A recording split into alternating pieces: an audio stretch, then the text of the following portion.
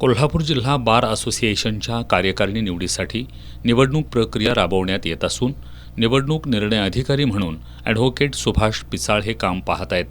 या निवडणुकीत 15 जागांसाठी 3 पॅनेलचे मिळून एकूण 45 उमेदवार रिंगणात आहेत.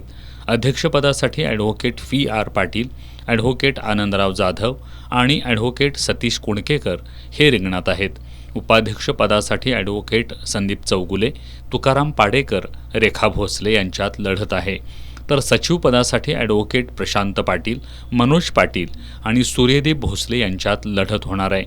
या निवडणुकीत मुंबई उच्च न्यायालयाचं खंडपीठ कोल्हापुरात व्हावं या मुद्द्यावरच तिन्ही पॅनेलकडून प्रचार करण्यात आला होता.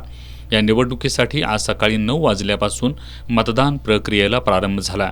सकाळी 5 वाजेपर्यंत एकूण 2940 सभासदांपैकी 2249 सभासदांनी मतदानाचा हक्क बजावला असून 76.49% इतकं मतदान झालंय.